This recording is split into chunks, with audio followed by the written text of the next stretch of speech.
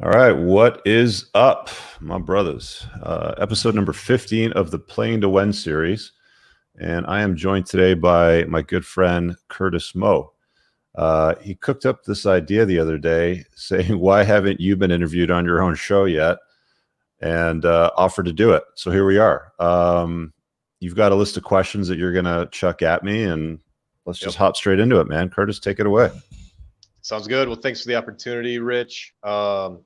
This really came from, I don't know if I want to start with the question that sparked the idea, but I was just thinking of what, you've been writing this book for a while, and most authors, like, the first book is the pivotal one, either whatever it produces or whatever it changes in them, that process. So how has it been for you going through this process, taking on an endeavor? I don't think you've done a writing of this magnitude before. So just, what's been the lessons in that?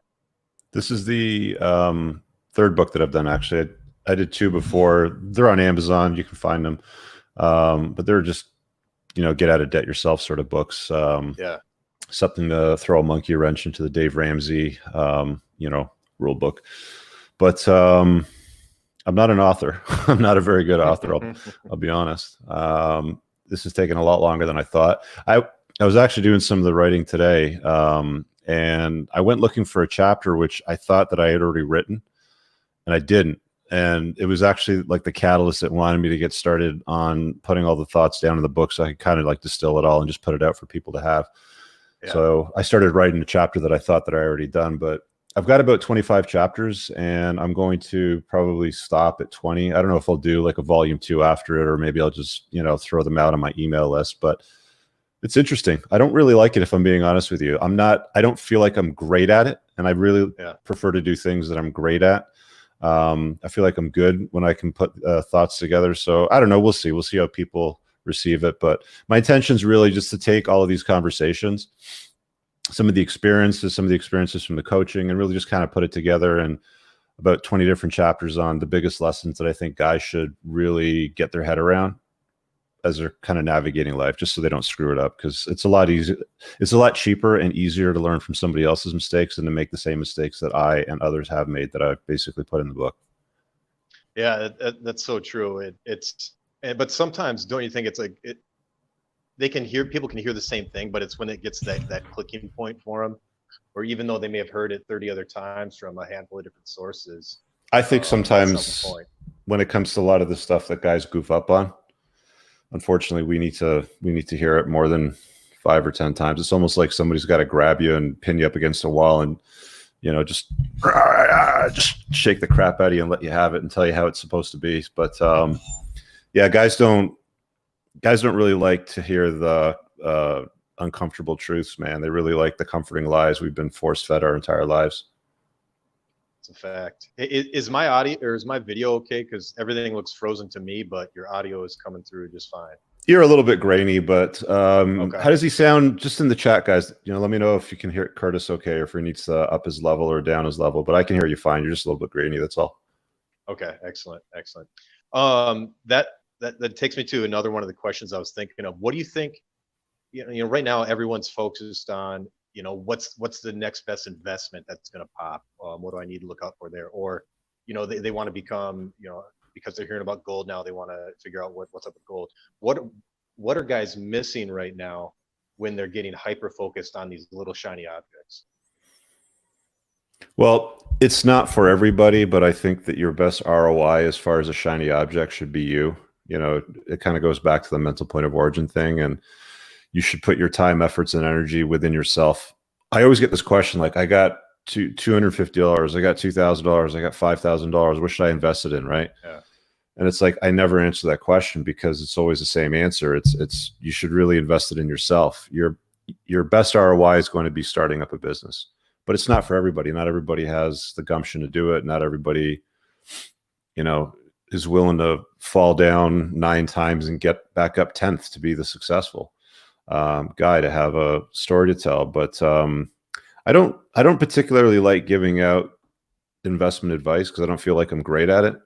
I've made some money in the market. Like, my strategy really is just to kind of follow the trends and take advantage of them, because there's times where you should be strong. Like right now, I'm probably 85% cash, right? Like I've basically gotten rid of all my positions in the last 3 or 4 months, and I've made some money on the way out. So I did pretty good, but I'm well diversified: gold, like metals, Bitcoin, stocks. I've got private equity loans out, and personal and retirement portfolios. I got real estate deals. So you just want to get out in as many different places as possible and not get tied into one industry, because you can become really vulnerable. I always talk to you guys about anti-fragility and trying to get into the 1% and really being being a top shelf man. So you got to start somewhere and kind of get your head around it. But at some point, you want to be able to be in a position where something like coronavirus hits and you can't work for months, or you don't have a source of income, or it dries up or something like that. And you don't really, hopefully not hurting by the end of it. If anything, you should be better by the end of it if you've done a good job at it. Yeah. You bring up an interesting point. I just heard this term today on another podcast called Jurisdictional Diversification. So we talk a lot about the asset diversification, be in real estate, be in the stock market, have some gold, have some Bitcoin. And this sort of more goes in line with the Caleb Jones 5 flags model. What do you think about that? Where having like the one business in one country, your residency here, and I forget the whole cycle. Yeah, like he kind of goes a little bit more on the extreme side of diversifying, and it's not a bad thing. It's going to be better for you, in the long haul. But I always look at the risk assessment. It's like, is the juice worth the squeeze? So the amount of work I'm going to put into, structuring the businesses and getting the passports and maybe buying real estate if I have to. And the other thing is I'm not particularly mobile right now because I've still got shared custody, for the next, whatever it is, 9 or 10 more years. So I don't really have the ability to maneuver as easily as somebody like Caleb does because his kids are all grown up. But probably looking at something like that when I've got the maneuverability, if that makes sense. Yeah. And I think it's one of those things where, I mean, if it's a guy right out of college just tending bar with $500 in savings, it just doesn't even make sense to think about the complexity of that operation. Make some money, get some assets first before 100% jumping into anything like that. Yeah. When you first read Mail, like what concept shocked you most, or just hit you in that across the face about that most? Say that again, because you broke up for about 1 second there. When you first read the Rational Mail, what was the concept, one principle or red pill principle that really was the one that just shocked you the most, or was? I don't think there was one, man. It was just like my baseball bat across the face. Yeah, like there wasn't one. It was just like my, my entire understanding. How can I put it? You ever sit out in the dark and you like whip out like a lighter and you spark it up and it's like, oh, you can see a little bit, and then somebody hands you like a flashlight and it's one of those LED xenon daylight mofos that can like light up an entire neighborhood. That was basically what it was like after reading the book. It's like, holy crap, this is really lighting a brand new path, and we're gonna have to go down this rabbit hole a little bit more because it was, dude. It's like so weird because people don't really get the impact that book, like that collection of essays that Rollo's put together from his own experiences and his collaborations from other people. I think it's one of the most useful books that guys can read, and there's a lot of people that give him a lot of flack for it still, and I really don't know why, but it's got some different ideas in it, and they're all very, very useful to men. Like, I still say this all the time, but it's pretty much the groundwork that I build most of my concepts and videos on, especially when it comes to the sexual marketplace and attraction and arousal, desire, and all that sort of stuff. I mean, I sometimes get criticized for it, like, oh, you're just ripping off Rollo's work and blah, blah, blah. It's like, no, even Rollo will tell you that's not true. But yeah, it's a big eye opener. Like, it's a big, long, deep rabbit hole. And I know, like, we've talked about this privately many, many times. We've had drinks and chats over this quite a few times. But what was your big takeaway on it? I'm curious what your perspective was, if there was one thing. I think it was it's sort of what your observations told you about female nature, Confirming them. which is what you knew, and then it's just sort of the words coming to that. I think that was it, and it was just like, wow. And then another thing is just sort of, when you're reading the book in front of you, then you realize, holy crap, there's other people who think exactly like, have the thoughts I've had, or have gone through the stuff I had. Yeah, it's got to be that, just understanding the nature, and it's almost like removing the mystery of it. Yeah, it's like you wear glasses. It's like putting on your glasses, and you're like, oh shit, I can see now. Yeah, I was just thinking of the Nick Cage National Treasure movie, where he's got these glasses, and then he puts this one lens down, and then it shows all this 3D stuff on whatever map they were looking at to whatever they were looking for. But it was like that, Yeah. Best advice you could have given yourself in your 20s, 30s. 20s and 30s. Okay. Best advice I could have given myself in my 20s. Stop putting women first. Stop chasing tails. Stop making them such a big priority. Like, I've said this before, that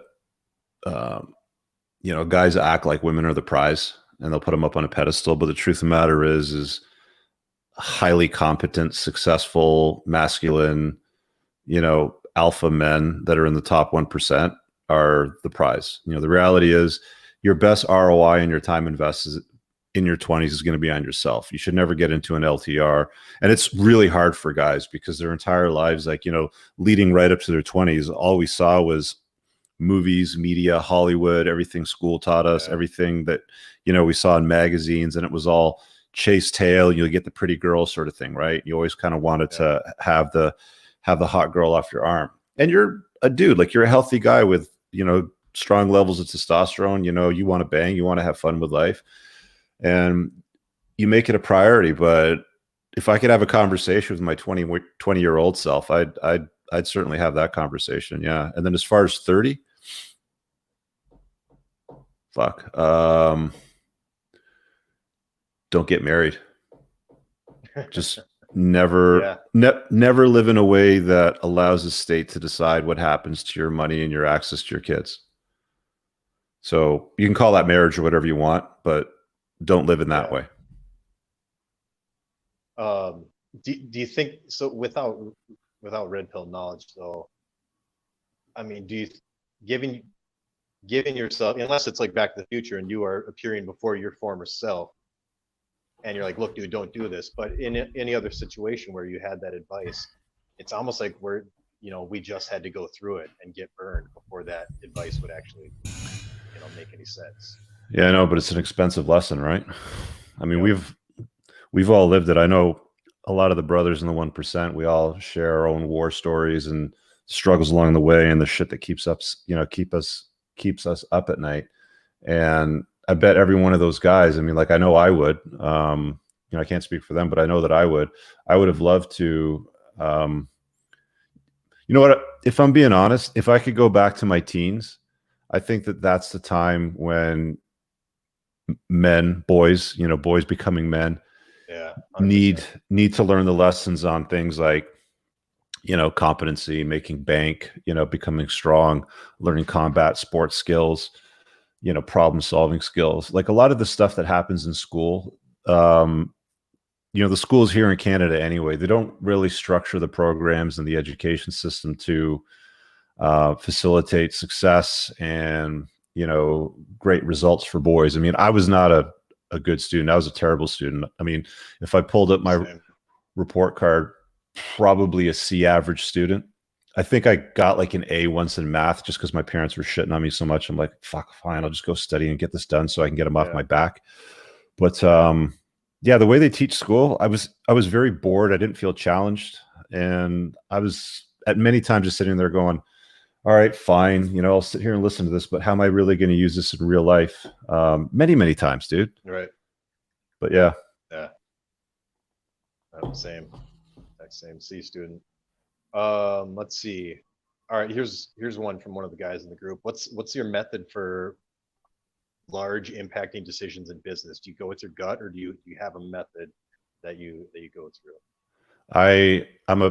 I'm a big fan of preparing and researching, and then taking all that and then just kind of going with my gut. And I use that for all choices now. I mean, I'll give you a good example. I was talking to this guy yesterday. He's out in the West Coast and he's got a very limited edition R8. There's only 8 in Canada.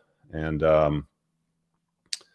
talked to me, gave me a walk around the car, like on a video call. And I'm like, yeah, I was looking at all the specs and what it has. I'm like, this could be, potentially a decent buy, but I kind of sat it on my gut for like a day because I was going to call in to get like a PPI set up, a pre-purchase inspection, to get it trailered over to a dealership and have them inspect it. And if it's good, do the purchase. But I just didn't feel it, man. So I was like, done. So for me, like the gut trumps everything at the end of it now, which is really tuned in my intuition. But my gut usually arrives at its conclusion based on the time that I spend researching the idea and the concept of what it is. Yeah. Yeah.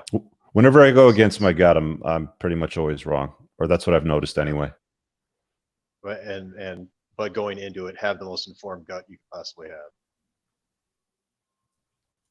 Yeah. Sorry, I got chat questions popping up in here, guys. I'll get your super chats in a second. I'll just throw them up on the screen when Curtis is kind of between his stuff. What is it? Let's see. Ooh, here's. I don't know. I almost didn't want to ask this one, maybe too personal, but I'm gonna change it a little bit. Do you still find yourself dealing with any wounds from the past, whether it's parents or past relationships, still coming up, and things you maybe have to just mentally battle once in a while? Yeah, I mean, why wouldn't you? You're like, I'm 46, and I really didn't start to adapt and change my thinking. Like thinking differently for me, like significantly differently, really only happened about 3 or 4 years ago, whenever I started this kind of stuff, when I was broadcasting live on the channel. But if you've been running on software for 42 or 43 years or something like that, and all of a sudden you update the software and you give it the new version, you're going to have some bugs in there you got to work out still. That's the way that I like to look at it anyway. So yeah, I mean, there's always moments where you're about to do something, you're like, oh, I'm glad I caught myself, because that might not have worked out, or it may not have served me, or anything. But yeah, it's a it's a constant reminder of who you're trying to become when you catch yourself, because at least you're catching yourself, right? And you're course correcting. Yeah, and I think it's a testament to it's definitely a journey. Like, yeah.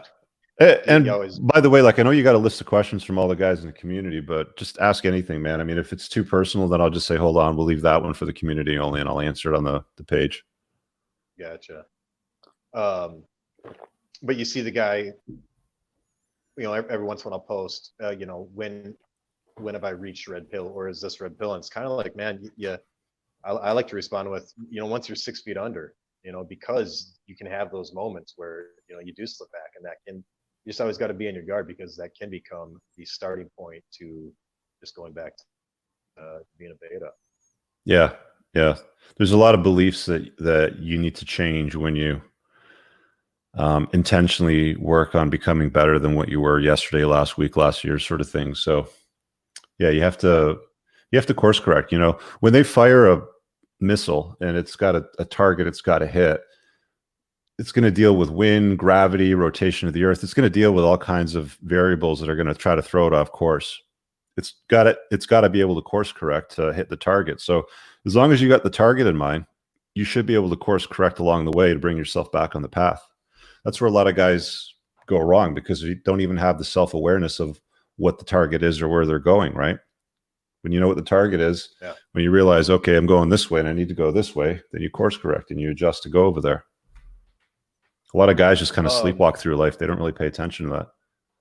That's so true. That's so true. I love a Sam Harris saying is, to paraphrase it, it's something like this: you can go from one thought to the next, and from one reaction, emotional reaction to the next, through your entire life, and completely miss life. I Yeah. think that's Yeah. nothing more to add to that. Hey, Curtis, I'm going to throw this super chat on here real quick just to grab Neo. Thanks for that, dude.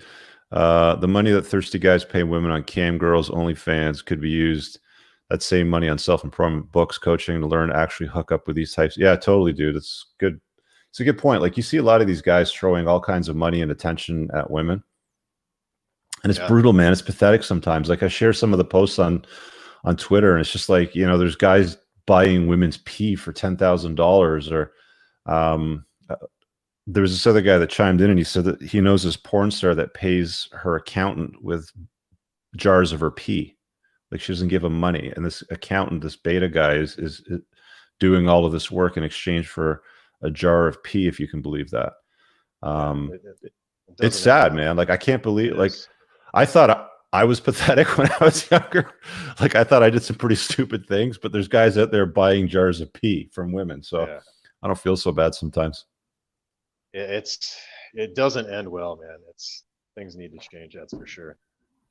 Which makes me, there was a interesting post in the group recently, and it was where I'll spare the name, but I think you know what I'm talking about, where the guy, one of the members, basically wanted all of us to verbally kick his ass so he would stop choosing the same type of women that he keeps choosing, and women that are not good for him. He's in the waiting area right now, by the way. Okay, that's good. Yeah. That's good. So I mean, let's go into that. There, obviously, I think it's a thing where we're just throwing, you know, the usual, you know, red pill solutions. It might be something a little bit deeper than that. What do you think? Well, it's really as simple as the solutions that you discuss, but the problem is that for you to apply those solutions to the problem that you have, you need to view the world differently. You need to have different beliefs to apply those solutions to what you're doing. You can't, you know, it's like putting diesel fuel into a petrol powered car. It's not going to go well. So you have to do a bit of an overhaul. And with that guy, I know he's in the waiting area. I'm not going to name him or talk about what he brought up because it's private, but very, very successful in life, in his career, makes bank, just makes some bad choices around women because of a belief system that hasn't served him, because it's always beliefs, choices, results. Very similar, very, very simple process. I sometimes get flack for it, but I don't know why. It's a very simple flow system, right? You believe something, and then you make choices based on what your operating says, whatever your belief is, and then the results you get come from the choices that you make. It's very consistent. It's an easy flow. So all I do is I just go down, you know, beneath the surface and fix up their beliefs. And I got you, brother. I see you in a waiting area. You know, we're gonna get you fixed up. Gotcha. Speaking of beliefs, this is an interesting one. So binary thinking is pretty rampant in the red pill, you know, everywhere, you know, either it's everything or nothing. How do you avoid the trap with others? You know, what do you do for yourself when your own thought process tends to just Michael one way or the other?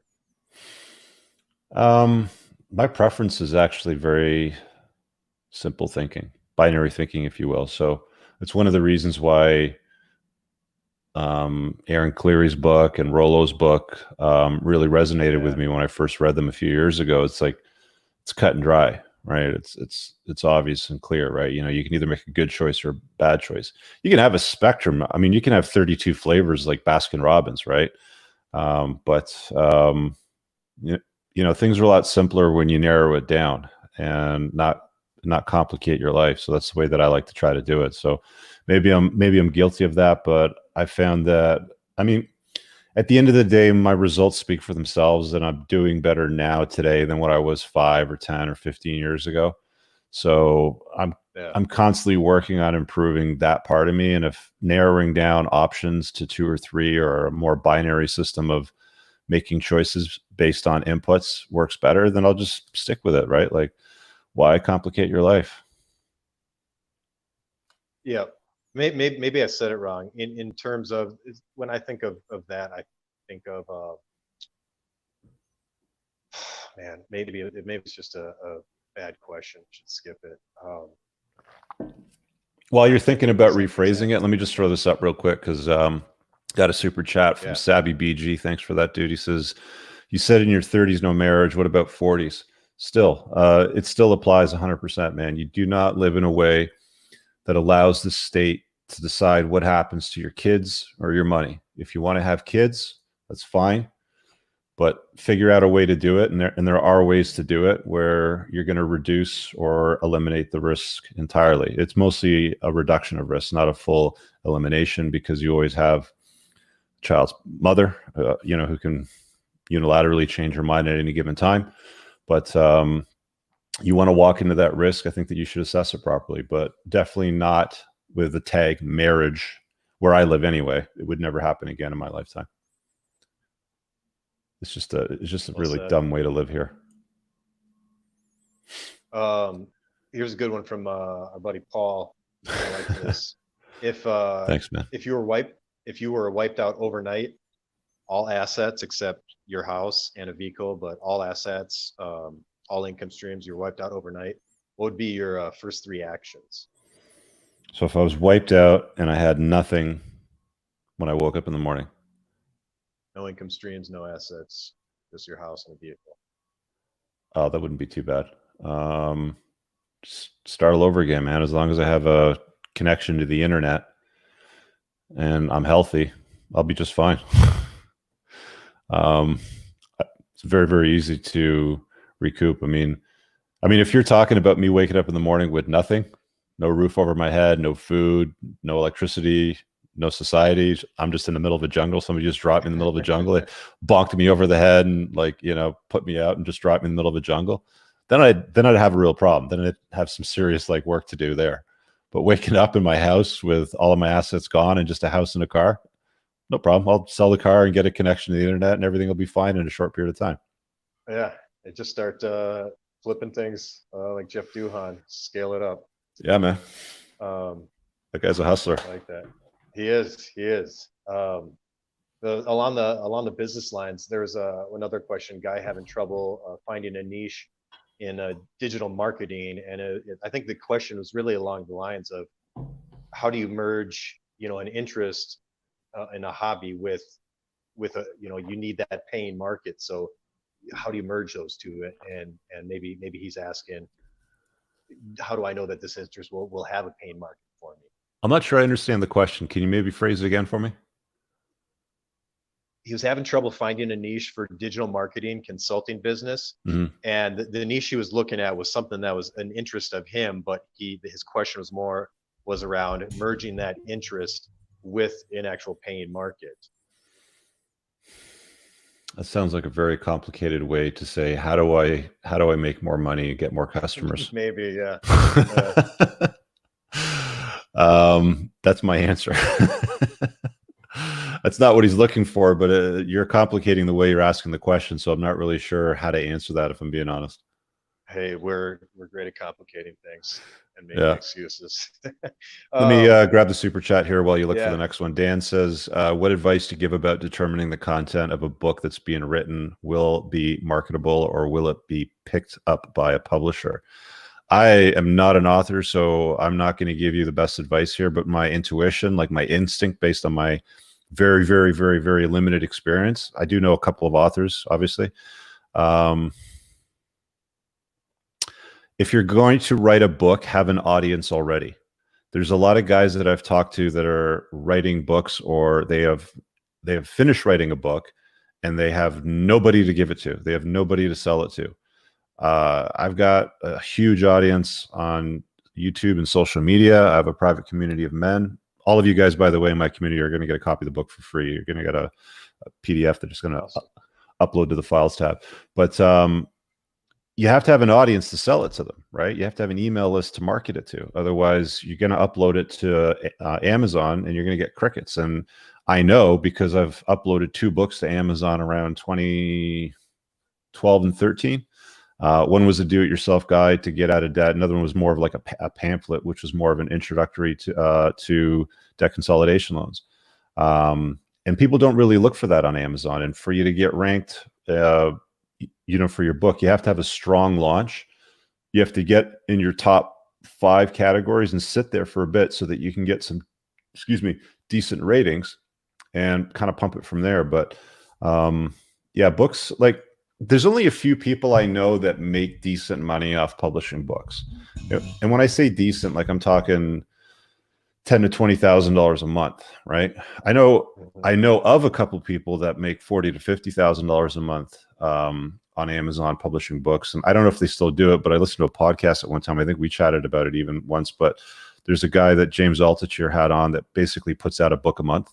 And each book focuses on solving one problem, but he's got such a large audience and following now that every time he publishes it, it almost gets picked up by everybody. So yeah, you can make some money off it as far as putting it out, but I think you really want to have yourself an audience. So most people that write books that do well, that get good reach and get a lot of reviews, already have somebody to sell it to.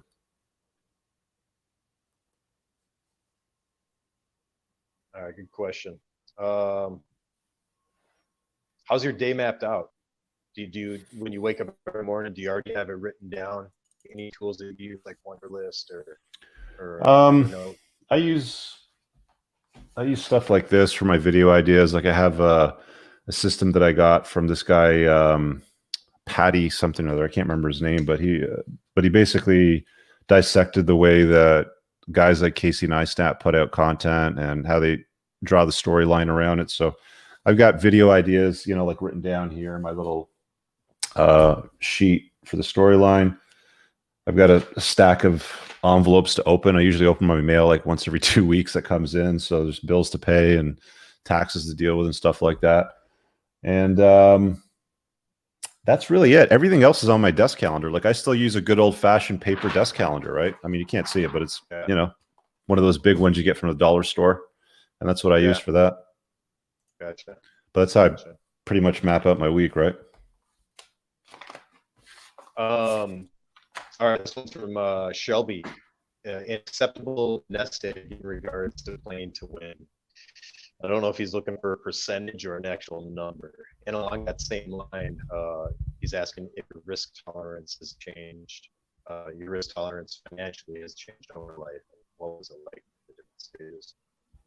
Yeah, you're breaking up a little bit. You might want to kill your video feed and just run audio. I don't know if you got that easily available to you on your. My screen is frozen and has been since we started. So yeah, maybe just kill your video feed. See if I can. See if that works. See if the audio sounds better. Oh, hang on, you pulled yourself out. Okay, well, Curtis, if you're still watching, just click the link and just join back in, and I'll pop you back in the stream. So I think the question that he asked was about getting the week planned. No, sorry, we dealt with the week planning. We're going to have to try to improvise here. Actually, I know what I can do. I can pull up the question list. Oh, there he is. How's that? There we go. Yeah, it made me go out, but I killed the video. Hopefully that's better. Yeah, the audio sounds a lot better. Okay, so just repeat the question for me again. Oh, what was it? Oh, yeah. This is from Shelby. Acceptable nest egg in regards to playing to win, and then also, has your risk tolerance changed financially over your life? And yeah, that's a good question. So, acceptable nest eggs. Now, I've seen people say that, well, all you need is a couple $100,000 and you can go and retire in somewhere in Southeast Asia and live like a king. Okay. Maybe.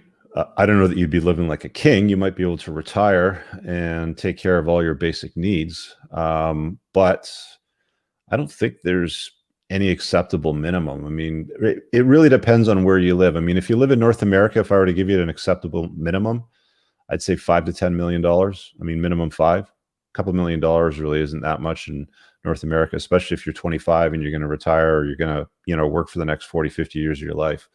So it really depends on where you live. I mean, yeah, you can get away with less in other parts of the world, but if you want to live well, and I mean, my view is I want to be spoiled for choice. I don't want to skimp, scringe, want something that I can't afford, because I don't see anything other than the life that I have right now. So I've said this before, if I die and there's a bonus round that comes after that, awesome. If not, at least I lived the best life I did here and now. So I definitely want to be able to do what I want when I want, and work when I want and not work when I want, and tell people to pound sand when I want to. So I'm going to say $5 to $10 million minimum. Gotcha. And I think a lot of, unless you've done the traveling and unless you've done the digital nomad life, you just don't know how you're going to react to it. So you can't really just, predict that you're going to be okay living in Thailand once you retire for. It's not good planning. Like, it's really lazy and stupid planning to say that all you need to do is have $200,000 and go and live in Southeast Asia, because it's not a good way to plan your life, in my view. You're not going to live a great life. I mean, what happens if you have a medical emergency? What happens if you get cancer? What happens if you need $500,000, instantly in the next, 5 days to take care of something? Or there's a great investment opportunity. You can't get into it because all you have is peanuts on you, right? So I don't see it as a smart way to approach it, but yeah. Oh, here, I got Bob here, so I'm going to pull him in. Let's do it. I'll let you ask the question. Bobby, here. Speaking of Thailand. Yeah, speaking of Thailand, man, what's your view on retiring in Thailand on $200,000? What do you think? Because I mean, like, you're there right now. Yeah, I am. You could live like a king here for $5,000 a month. I mean, I'll be honest. I feel like it's free to live here. Everything is so cheap. Like, I feel like I'm not exaggerating. I've probably spent $150 tops on food since I've been here, and I've been eating pretty good. Could you go to Thailand at 40 with $200,000 USD and live there for the rest of your life like a king? Or are we talking like that money's going to run out in 10, 15, 20 years? Easy. You could. Yeah. The reason why is because a penny saved is a penny earned. I mean, your expenses would be reduced so severely.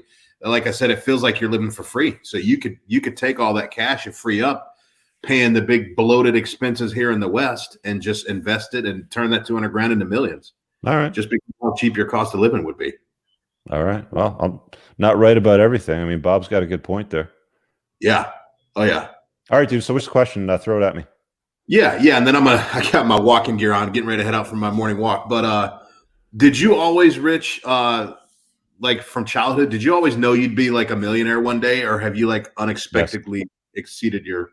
I knew sitting at the bus stop when I was like 15 years old, waiting to take the bus to my part-time job at White Rose, making $3.70 an hour or whatever the hell it was, that I was not going to be poor, because my parents would always be like, I don't have the money for that, or we don't have the money for that. We can't afford that. And I remember the heat not being on that high in the wintertime, and, the house being like a sauna in the summertime. And there was times where I wanted to eat something and I wasn't allowed to because I had eaten my portion for the day. I was a real skinny kid. So yeah, like, I didn't want to sit there and look at a hot car and see some other guy with a hot girl in a passenger seat driving by, and that wasn't me. I knew it at like basically 15 when I was sitting there waiting to take the bus that I was not going to be poor when I was older. Okay.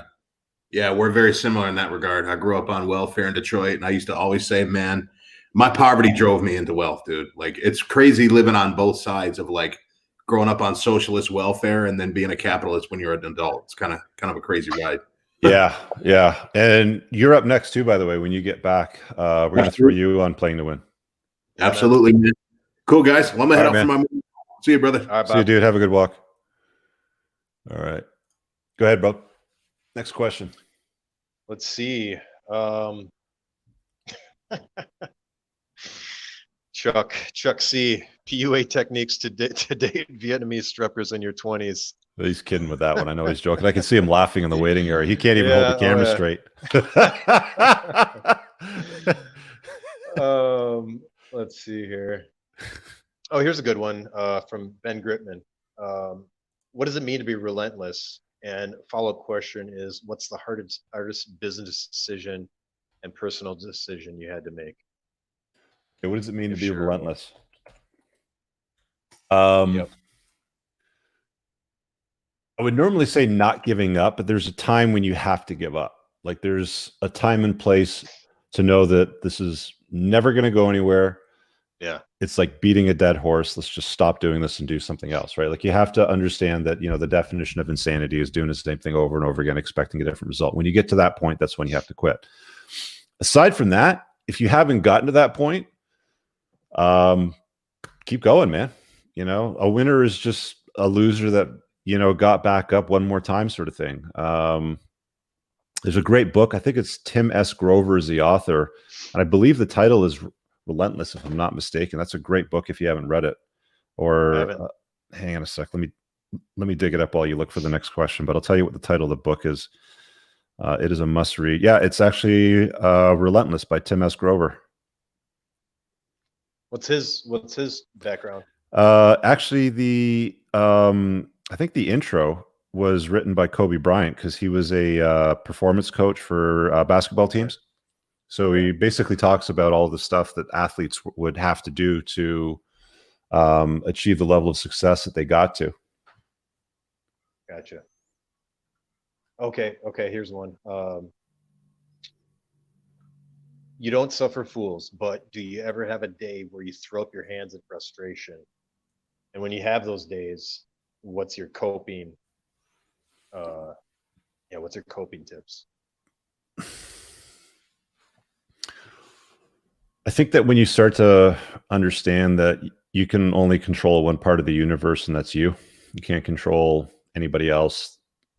You can control your responses to inputs, but there's not much else that's within your control. You're just a meat-covered skeleton on a big rock flying around a burning ball of flames at 1,000,000 miles an hour.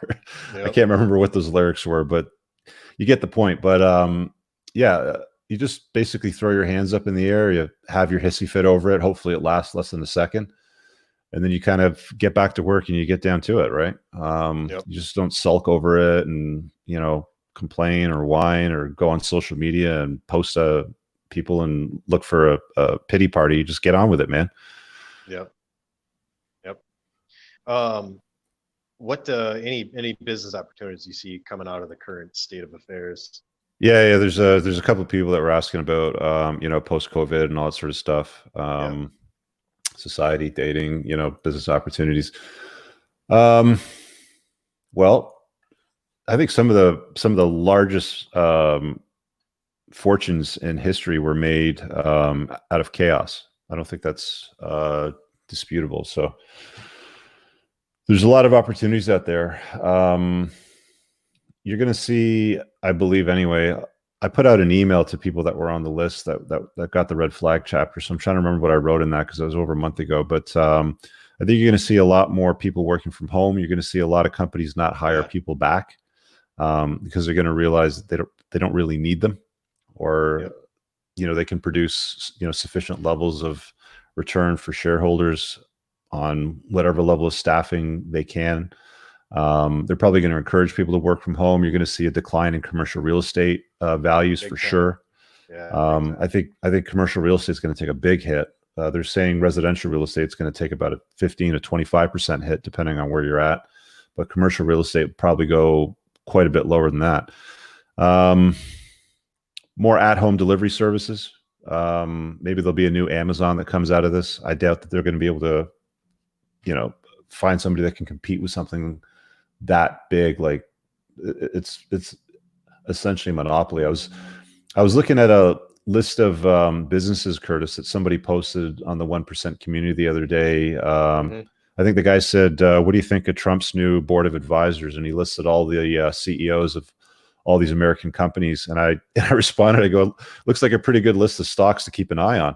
And I created a watch list today on those stocks just to, just see what they're up to. And there's some pretty strong companies in that list, man, that are well positioned. So I think if anything, look for some good opportunities. You're going to find some good opportunities in real estate. You're going to find some good opportunities to start a business to solve some big problems that are coming out of this. You're going to find some good opportunities in the stock market to make some serious bank.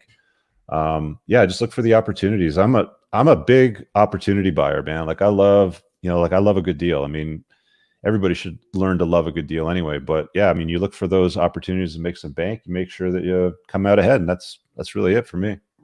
Yep. Yep. Provide, people are always going to need food, clothing, and shelter. And Yeah. I like taking care of the shelter piece. Yeah.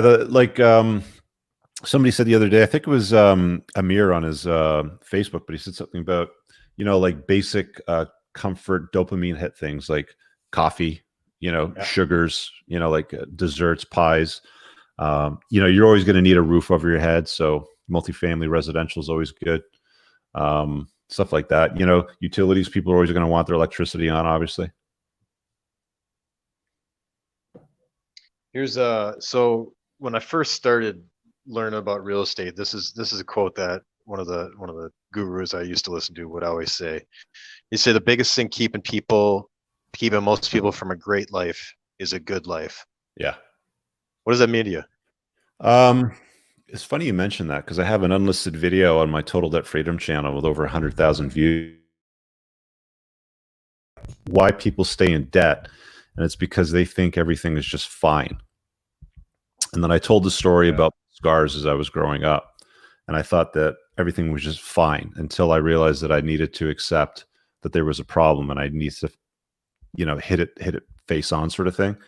And I think a lot of people live average lives because that's all they want. They just want to be fine. They just want to be taken care of. There's a lot of people out there right now that have been told, go to school, get a degree, frame it mahogany, stick it on the wall, go make your $80,000 a year, pay your taxes, retire, and get your gold watch, and everything will be done. And that's still a narrative that's in some people's heads because that's fine. It's good enough for some people, but I don't know. I mean, you're going to get out of life the higher level of standard that you set for yourself, the better results you're going to get at the end of the day, right? So I think this is one of mine. During this time, have you reassessed your position on like your fitness, your social life, your relationships, anything, and reassessed them and made any adjustments? I'm always making adjustments, dude. Like I make adjustments sometimes every day, but I make sure that every area of my life is as optimized as possible. We've kind of brushed on the 1% man, and this may even become the title of my book. I don't know, but if you want to be top in your category for income and assets and self-care, purpose in life, like all of these things have minute little breakdowns. Like as far as, like understanding women, for example, like if you would put like women in one category, for example, you should be in the top 1% by only allowing a woman into your life if she complements it. She's not going to be the focus. You understand female nature, like all of the lyrics that I bang on, when it comes to self-care, right? Do you get out of the shower and can you look down and see your feet and your Johnson, or do you have a big belly covering it up, sort of thing, right?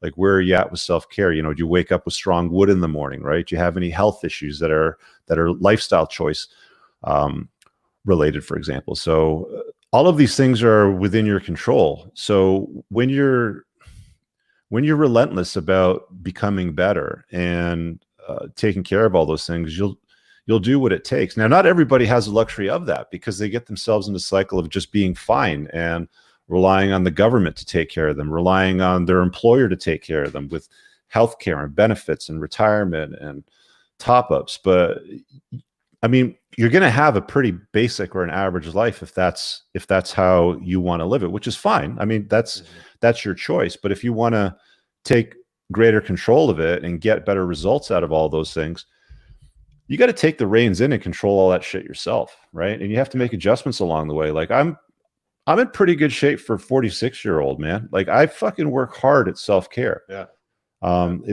It's not easy. It's not easy because, you're not 20 years old anymore. You don't have everything working perfectly on your body. You get cracks and bad joints and shit. It's like, all right, well, joints are kind of sore. Let's see if we can get some DECA somewhere. And then you kind of add that to the TRT protocol. There's all kinds of things that, you have to be attentive to if you're really going to make everything the way that you live, as far as your health, your wealth, the women in your life, like whatever it is that you're looking at, top shelf, right? You have to be attentive to it 100%. What? Sorry, man. Yeah, go Real ahead. quick, I'm just going to grab this super chat from JBL. Rich, thanks for your coaching call last year. Just relocated from Hong Kong to Washington, D.C.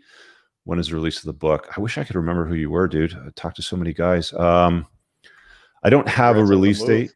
Yeah, congrats on the move. I don't have a release date, but that is the link. So get on the email list if you're not on it. It's just entrepreneursincars.com/red-flags. And just get on that list. You'll get notified when the book's available. Even if I were to put it out now, I don't think I could even get it approved. I was hearing Ryan do his update on his published book, and he's having a real hard time with Amazon because they're on minimal staff and people aren't there. So super hard to get something out right now. But you're going to see it this year for sure. Probably by the middle of the year. I mean, I wanted to get it out by spring, but apparently the first chapter that I thought I wrote, I hadn't. So I'm starting with that one, but I think I've got about 15 done now. So we're almost there. We're about 3/4 of the way there. Nice. All right. Let's see. Conk, what crucial advice that you got from your father that helped you succeed? What advice did you get from your father that led you astray? What advice did okay, so the best advice my dad ever gave me.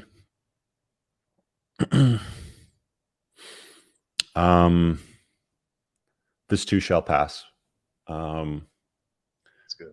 And that applies for good times too. I mean, you can't expect when things are really sailing for you and you're firing on all cylinders and everything's working well that's going to last too. But your life's up and down, man. And like when you're down, just get back up. The worst thing that you can do when you're down is stay down. That's a loser mindset. That's a quitter's mindset. Winners get back up. So life's going to kick you in the balls. Women are going to kick you in the balls. Your boss is like, you're going to have life just kick you in the balls.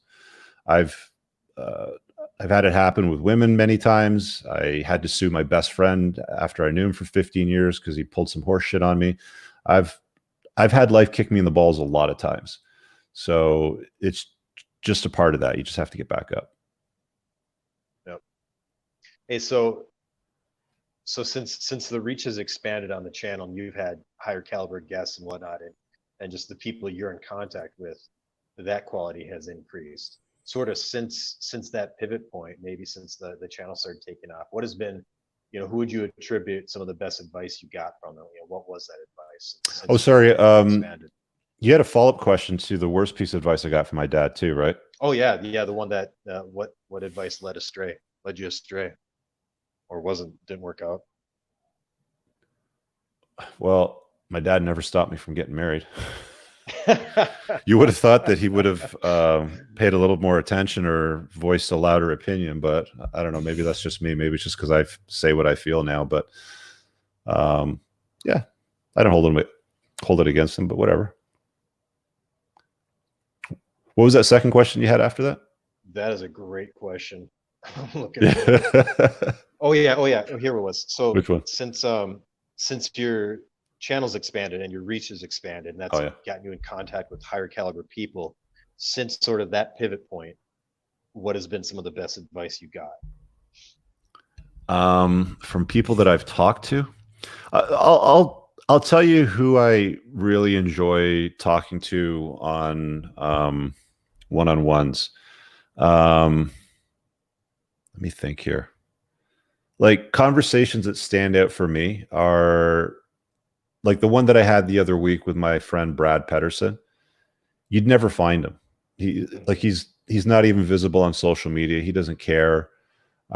He's not looking for anybody's approval. Super successful guy, very, very humble, very smart, very resilient. Like this guy's been, go watch the episode if you haven't seen it. I think it's about 3 or 4 episodes back on the Playing to Win series. I got a lot of friends like that, and I love having those conversations with them. Unfortunately, not everybody wants to talk publicly about some of their wounds that they made their work. Fortunately, I can tell those stories. I just protect the innocent sort of thing. I just, kind of change it up a little bit, but to get the general message out, that's the way that I like to story tell it. But those are the ones that I like to have. Those are the ones that have had the most positive impact on me. And I'm sure you can see it because they get more views. Obviously, people have more positive comments, or they can, feedback based on, how I responded to the guest. But for the most part, I don't have people on that I don't like. I mean, I've had people say, you should have this person on or have that person on. Well, I'd love to have a conversation with Joe Rogan, but he doesn't know me. Like, I'm invisible to him, Right. sort of thing, right? But there's other names that people have dropped, and it's like, no, if I'm not interested in their life or their day or what they do, then why would I want to have a conversation with them? I'd rather have a conversation with you, Curtis, or Bobby, or somebody else, within the inner circle that's a total unknown that has something interesting to say, than to just have like a familiar face on. Like, people always say, get this guy in your channel, or get that guy in your channel, or when are you going to have a collab with this guy? And it's like, if I haven't, it's because I'm not interested. Yep. Yeah, a new channel that I found, George Gammon. He does like economics at a super basic level, but he said, I was watching something, he said the same thing today. He's like, I'll take the suggestions, but he said, I selfishly just want to talk to people that I think are interested. Yeah, like, I'm at that point in my life that I only want to talk to, like, I'm only going to spend time talking to people that I think are interesting or offer some useful feedback. Plus, I like people that aren't mainstream. I mean, I've tried to get a couple people on that have large YouTube followings that won't work with me because of who I am. I had this one guy, Curtis, dude's got 1 million subscribers on his channel. He does basically car related content. I've been following him for the last 5 or 6 years, like his stuff. I talked to him about doing a podcast like when I was down in LA, but our schedules didn't line up for his podcast. And then I invited him on, and then he got the autoresponder. Because I have an autoresponder in my basic Gmail account for entrepreneurs and cars. I just never bothered to turn it off. It's just on all the time. And the autoresponder offended him. He was like, this is really, really harsh. I'm like, if that's going to fucking offend you, dude, we can't have a conversation. So I guess you just kind of opted yourself out. But I'm not mainstream, right? Like, I'm not politically correct. Yeah. I just cut right to the point. Yeah. That makes me think of, doing what you enjoy, or only interviewing or contacting people you enjoy.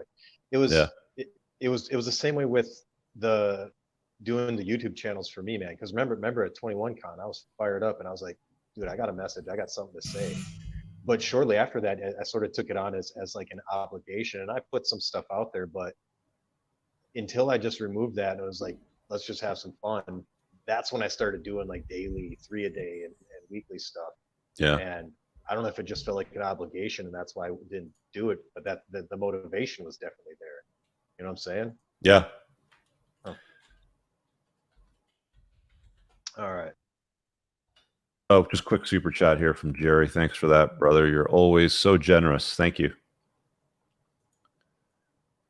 And while you're pulling up the next question, I'm going to throw your YouTube channel in the chat. So if you guys want to follow Curtis, he just launched a YouTube channel. He's down in Puerto Rico. American guy with some interesting insight and stories. Minimal viable product. Yeah. Yeah, check it out. Yeah. We'll add as we go. Thank you. Let's see. Another one from Paul. So let's take it back to when you were 15 and you're like, I know I'm going to be rich in the future down the road. From there, what were some of the first mentors that you, I don't know if you started reading right away or something like that, and what did you learn from your first mentors? You know what? I had the folder here, but for self-care, it was Charles Atlas. My dad gave me this mail order thing that he got when he was a teenager. It was all like dynamic tensions, doing push-ups. It had boxing strikes and jiu-jitsu and stuff like that. So for self-care, that was my first one. And then I kind of started spending some time into like the muscle media magazines and stuff like that. Yeah. But as far as success icons and entrepreneurs, Brian Tracy, Bob Proctor. I remember I had this audio tape my dad gave me of Bob Proctor that I used to listen to a lot when I was 19, 20. I listened to it a lot at nighttime because I kind of fell asleep to it. It was about an hour and a half long tape. And he would talk about things like how your mind's eye would, perceive things, and how you could kind of lead yourself to that destination by seeing yourself there, basically having that mental image. But Bob Proctor, Richard Branson, probably his biography, Donald Trump's biography. I know a lot of people hate him, but I don't really care. Yeah, mostly the business icons of the time. I read a lot of Richard Branson too. Mhm. Gotcha. Hey, do we got to wrap up here, or do we got more time? We usually do 90 minutes, so we got another 30 minutes. Let me grab the super chat here while you look for the next question. Step away for 2 seconds. Yeah, part 2. He says, any U.S. states or European countries you would consider retiring in, settling down for guys planning down the line based on what you see today? What criteria trends would you be looking? For me personally, I'd probably look for tax haven for sure, 100%. So wherever there's little to no taxes would be one of the prerequisites. Warmer climate, preferably close to the sea and perhaps mountains. I like the outdoors a ton. So those would be the main things for me. Planning to settle down based on what you see today, criteria trends. As far as criteria trends go, it shouldn't matter as far as where you're looking, because ideally you could live anywhere today. I mean, we're all connected now with this thing called the internet on a phone. So it shouldn't matter where you live. I don't think that that's particularly significant. You should go where you're treated well by laws and the government. So that's the first thing. And then you take a look at your other priorities. I mean, if you're younger, maybe you really care about the chicas. If that doesn't matter to you after a while, then you probably want to look for cost of living, what infrastructure, who's all there. You got to take a look at your own priorities. But I mean, for me, it's more about where I'm treated well by the state, and the tax system would probably be the number one thing. You still there, Curtis, or did you step away? Nope, I'm here. You're back? Okay, cool. Yep.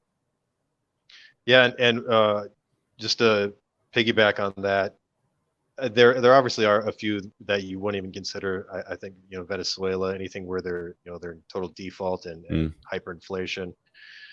But then also don't make that decision without you spending some time there first. Like we were talking about Thailand earlier. It's just a fool's errand to just get up and plan to retire in Thailand without ever having gone there at least a handful of times beforehand. So you know that you like it, you know what you like. Yeah. I should have even done that. Even though I'm down in Puerto Rico, I definitely could have used a couple more trips prior to just getting up and going. Still glad I did, but there's definitely some headaches I could have avoided in the process. Let's see. Where'd that go? So in times of resilience, so starting once all this started, is there any individual skills that just became more important than they were prior to coronavirus, everything? Independence, man. I think that people are, what scares me about this whole situation right now is the ease with which people believe and follow what the state and the media tells them. Like, all that this situation has proven to me is the reality of how stupid and subscribed to state media manipulation people really are. We know coronavirus kills some people, but the response to it, like shutting down the economy virtually and sending people checks they haven't announced when we're going to restart anything here anyway. So it's pretty fucking scary to me that, it almost feels like they're trying to reel you back. Like, what are they trying to distract us from is what I'm wondering. Yeah. Right. Yeah. Like, what is this whole maneuver trying to distract us from? Right. But independence from the state for me would be a big one. Like, I think that, as far as where you source your food, fuel, electricity, stuff like that. I've been looking at real estate more, a little more rural from where I am right now. See if I can get some acreage with a source of clean water. I can make it self-sufficient, because if you got to rely on somebody for something, like you're you're always going to be somebody or something's bitch, right? It can manipulate you. Like there's a lot of people out there right now that are legitimately waiting for their next check to come in the mail. They don't know if they're going to get called back to work. They're not working. They're just waiting for the next check to come in the mail. And I don't know what that would be like. I mean, fortunately, I don't need to ask the government for a check, but independence from that would be what I would be aiming for. Yeah. Yeah. I as soon as all this started, I messaged one of my real estate mentors. I mean, basically the guy who got me into it. And I just said, if a snap comparison of where I was with the last crisis to now, it's not a big distance, but just because of a few small moves I made in the last 10 years, the feeling of security that I have and just peace knowing that I'm able to get through that alone is well worth the pain that it took. Yeah. Anything of any value is going to come at a cost. It's going to come at a pain, right? Like becoming red pill aware comes at a cost for most guys. It comes at the cost of trauma. It comes at the cost of a one-itis. It comes at the cost of divorce rape. It comes at something, right? Yep. Anything worthwhile comes at a cost, 100%. Yeah. If here's an interesting one. If you were graduating high school this year, or say you just graduated high school, what would you do first? Like with the current, with the knowledge that I have today? Yeah, knowledge you have today, and where we sit in the world today. Yeah. Shit, man, I'd be a weapon. I wouldn't live in Canada, that's for sure. I'd go to where I would be treated better by the state with very low tax rates to non-existent tax rates, and I'd set up something online. Wouldn't let any woman close to me for at least 10 years, like for my 20s minimum, and focus on me and my thing and building something and doing exactly what I want when I want. I just couldn't say it better. Here we go. Another one from Paul. Challenges, and I don't have much more specifics on this, but it was challenges moving from employee to business owner. It's a big change because as an employee, you're a cog in a wheel, right? And as a business owner, you do everything. I remember for few years, I was the president and CEO according to my business cards, but I was also the cleaning lady. I scrubbed the toilets. Yeah. I think for Paul, because I think it's our good friend Chad, and he's a military guy, so he's a problem solver. But I think for most guys, moving from salaried employee to entrepreneur is going to mean that you're going to have to get really good at problem solving and improvising, and being smart with where you allocate your time. A lot of guys, when they work for a company, will do a lot of mindless, non-revenue production tasks. Yeah. And I don't think a lot of those people are going to get hired back after the situation's over, by the way, but I mentioned that earlier. But there's a lot of things that business owners end up doing that cost them their business and a whole lot of money that are not revenue producing. There's so many guys that I coach that are in early startup phases, very, very short period of time, within 6 months. And it's like, I'm doing this, that, and the other thing. I'm like, cool. How much did you make last month? Well, nothing yet. Well, why not? Well, I didn't ask any customers for any money, basically, is their response. So why are you doing all this other horse shit for the last 6 months, right? The biggest mistake that I see guys doing when they transition from working from a corporate environment to working for themselves is focusing on what matters, which is the whole point of a business is to return a profit to its shareholders. And guess who the primary shareholder is when you run a business? It's fucking you. So get smart about what you're doing and make sure that business is putting money in the business bank account so you can pay yourself. Let's see here. Okay. Sort of back to the resilience thing. Where does freedom or liberty or the attitude of just let me live my life, where does that stand in importance to you? And what's your long-term plan to maximize freedom? I know you're just talking about. Yeah, I'm all about maximum freedom. I want as little state involvement in my life as possible. If I could have the state not in my life whatsoever, not charge any taxes, that would be ideal. They've of course got to generate some tax revenue, and I'm more than happy to pay for it. But the way they use it right now is it's just like you're a slave. Like the way that we live today, a lot of people won't see it this way because they're still plugged in. But when you see other areas of life and what you do, you as a high income earning dude are treated like tax cattle. You're doing all the work, and they're stealing your money from you and giving it to people that are not doing work, and there's nothing you can do about it. Like it is the biggest shit test of all time. I've said feminism is a big shit test, but this is the biggest shit test of all time, because you literally have to just bend over every day and realize that you're living in their world. You don't have autonomy. You don't have freedom. You don't like, you can't say, no, I'm not going to pay my taxes, right? You don't pay your taxes, they're going to screw you, right? You can't say, no, I feel like driving my car up to 250 kilometers an hour when I feel like it. No, there's rules on the road, right? You know, the speed limit says that.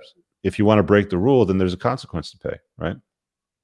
So, yeah, we don't really live in a very free world today. I mean, dude, you can't even say shit. You can't even say things without offending people. I say things and people get so offended, they try to get me banned off platforms or try to get me fired. And it's like, I'm pretty anti-fragile. I mean, you can get me banned off whatever, but you can't get me fired. I got like 8 or 9 different sources of income, dude. It's not happening. And I say pretty much what I want when I want, but people still get so offended. It rubs, like, political correctness to me. We don't have freedom of speech, you know? No. They say that you've got freedom of, like, if I don't address somebody by the right gender pronoun here in Canada, I could be in a lot of trouble. Yeah. So what do I choose to do? I just don't interact with people that need gender pronoun announcements, right? You know, they just choose to opt out of my life based on, you know, their insistence of using certain, you know, pronouns, you know, for example. So I don't see a lot of freedom, because you don't have freedoms, especially with your financial policies. But yeah, I don't have a socialist state with a chip in my, you know, like implanted in my wrist, giving me social credits when I'm deserving of them yet. But that's where we're heading, fellas, if you keep voting for liberalism. Did you ever read Harry Brown, How I Found Freedom in an Unfree World? No. Okay, great book, right along this topic. He, I mean, he's got a huge story, but wrote this book in the 70s. Ray Khan's read this too and highly recommends it. That's sort of one of the points we connected on at the conference. But ended up being like a libertarian candidate, and basically that's what it is. It's the different things, the different philosophies and tactics that he's done to eliminate that type of government control as much as the problem with like a libertarian government is it's never going to happen, because like it's government and libertarianism don't really go together. So to say libertarian government doesn't make a lot of sense. I mean, we're always going to be governed by the state because there's too many people that, like, the state's gotten society to the point where society relies on the state, and it's so big, it's never going to go away now. There's so many people that rely on government assistance and handouts and programs. It is impossible to make a libertarian government work.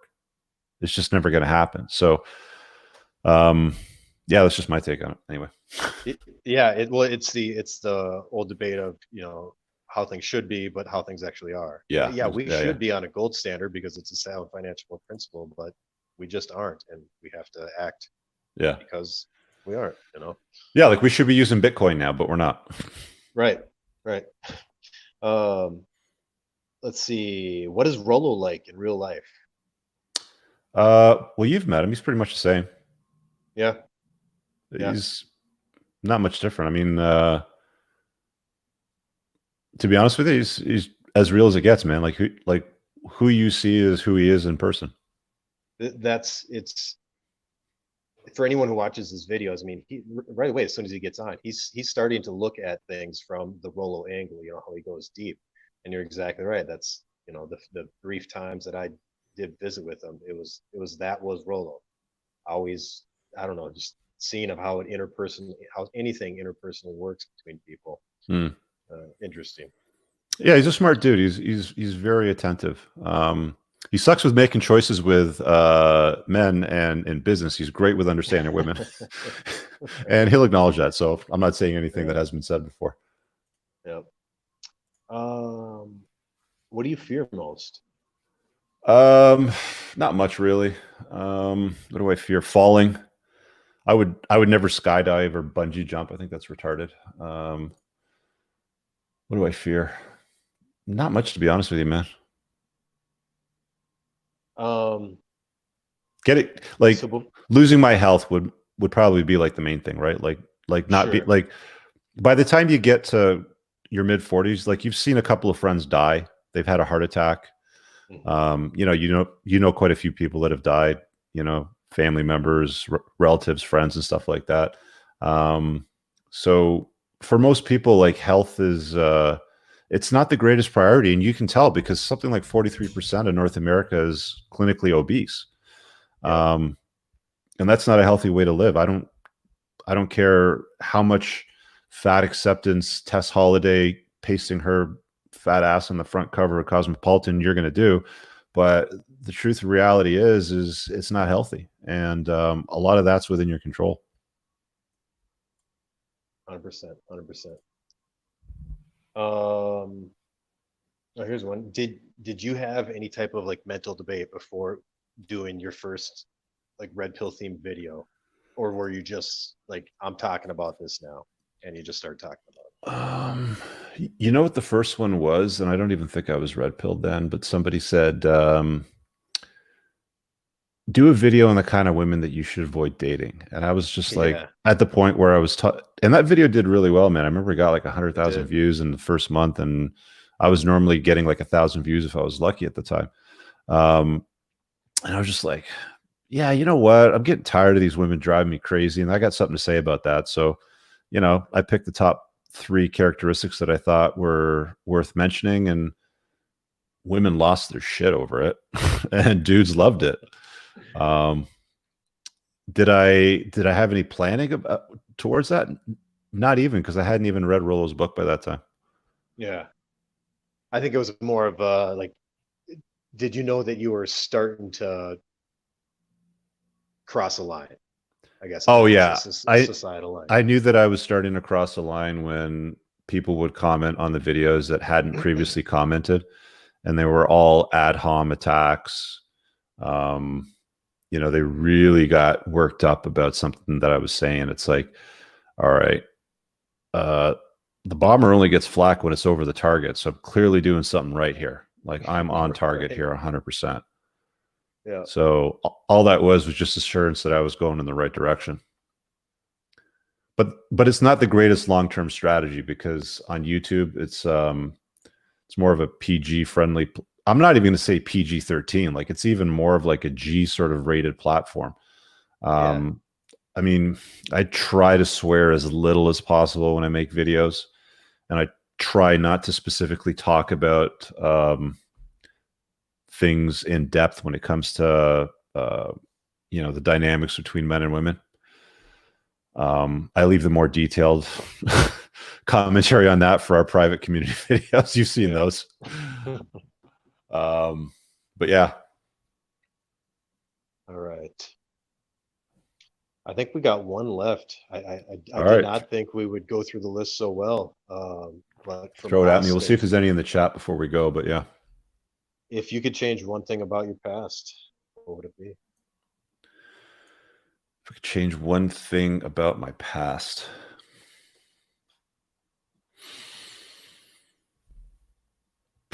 Man, there's so many. There's a lot. Made a lot of mistakes in my life, I'll tell you that. Do you let me just run down a list that seems really obvious to me. So things about my past that I would change. I would not bring my best friend into my business. Twice, actually. 2 different best friends.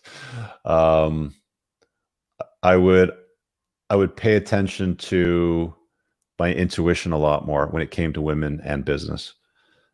Marriage, bad idea in the Western world, especially when the state controls the exit strategy.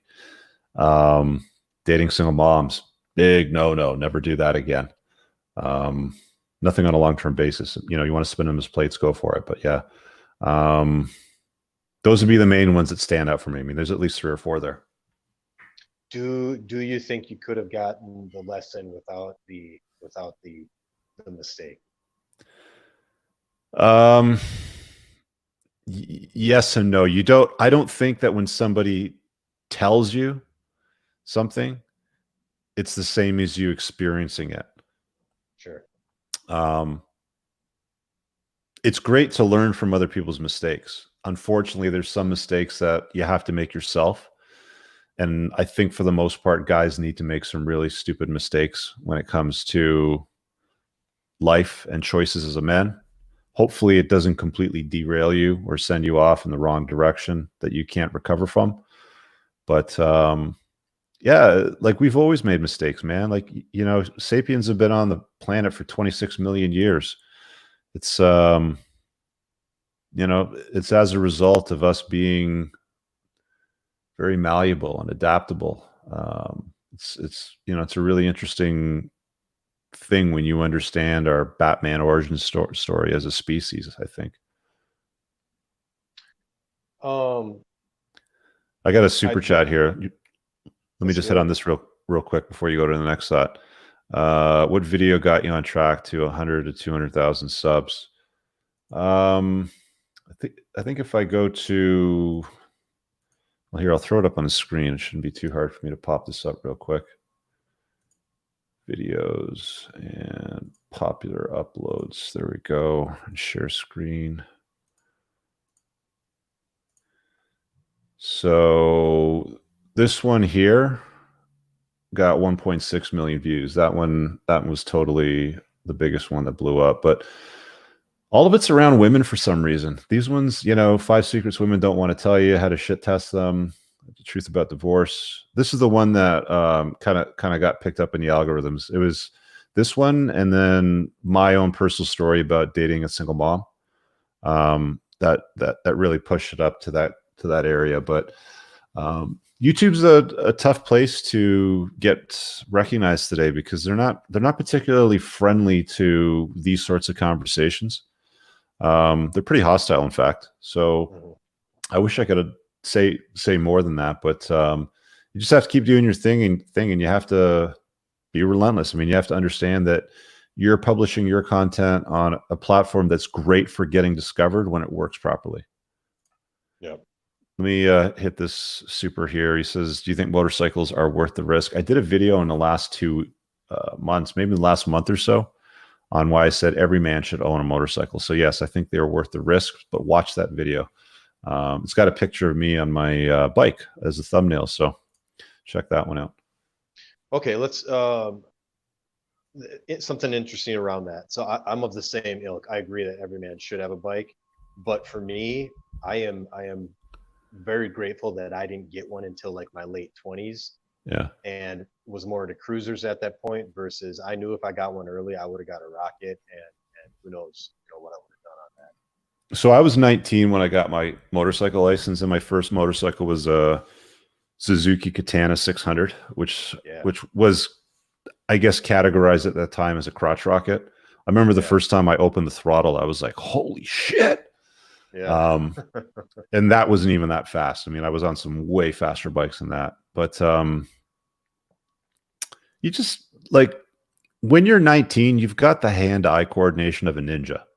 Mm-hmm. The thing about when you're 40, 50, or 60 is you don't.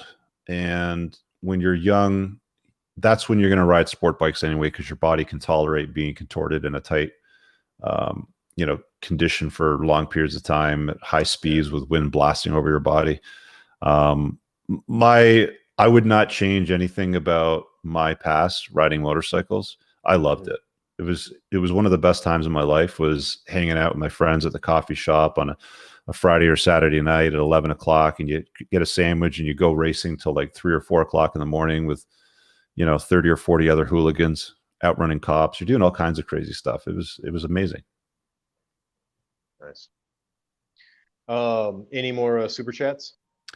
No, I think I got them all, and we're coming up on 90 minutes. So, did we get through all the questions?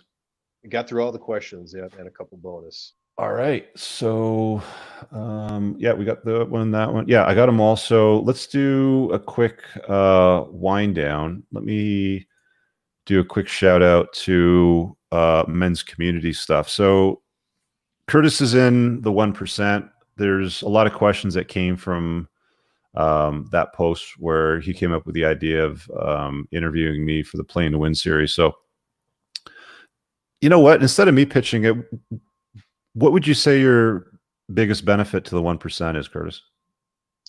To being in and joining,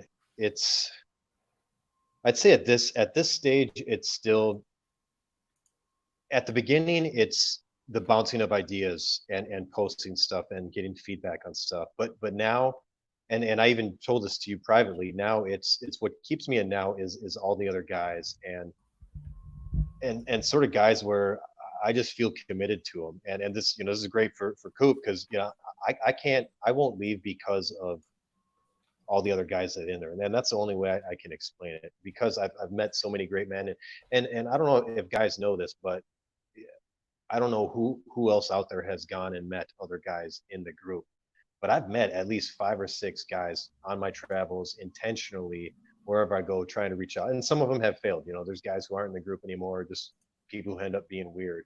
Mm-hmm. But it's that aspect. I've watched these guys grow. I've watched guys like Chuck grow, Jamie over in the UK. There's so many guys who have come and gone. That's what it is, man. I feel like I play a valuable part in their life, and they definitely have it in mine. And Yeah. at the beginning, it served its purpose, bouncing ideas off each other, getting that knowledge, called sort of that noob phase. And the group is great for that, but what you just can't put a value on what it has become, to me at least, hanging out this long. Thanks, man. Yeah, there's tons of perks there. So I posted the link if you want to check that out.